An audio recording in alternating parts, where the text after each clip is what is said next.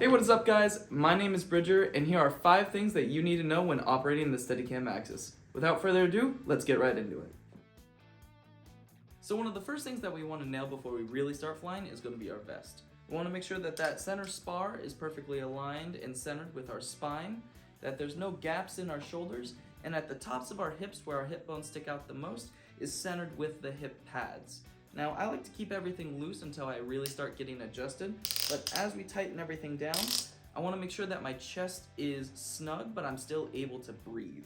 Now, hips, I actually like to have quite a bit tighter than my chest, because that's what's going to be taking all the load of the Steadicam, as well as where we have the most control. When you pick up the Steadicam Axis, you're going to find that controlling the camera is very easy to do in the hand. And it's very important that we nail down exactly how to hold the post of the sled correct. When it comes to finger placement, the operator will change the grip constantly depending on the situation. But the most ideal grip is going to be the thumb and forefinger at the top of the gimbal on opposing sides of each other in a loose and relaxed grip. Make sure you spread the fingers for extra control.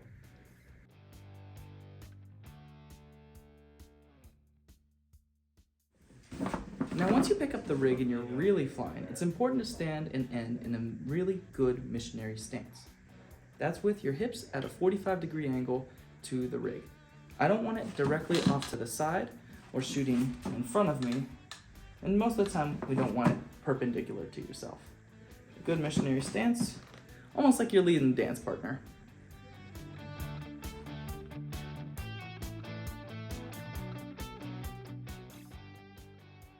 Next up is going to be posture. Taking a look at my back, I'm standing perfectly straight. My shoulders aren't rolled forward. I'm actually slightly leaning back for the amount of weight. These lightweight wigs is going to be very, very small, but as you move further out, or if you push the rig further out, I'm going to be slightly moving back for the weight to compensate. However, you'll notice that my back is still in alignment. Now, if my rig is right here, I don't want to be like leaning super far back, but I don't want to be crumpling in and rolling my shoulders forward. This is going to be about the most comfortable position that you can be in, and it'll really save your back. Now that we're flying, let's talk about starts and stops. It's important that when we start a move, that we don't just step forward with the Steadicam, but we actually push it out into space, and the weight of the camera will actually pull us forward as we start the move.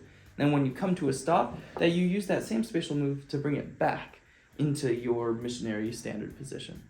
And just like that, guys, that's it. That's 5 things that you should know when operating the Steadicam Axis. And welcome to the Tiffen family.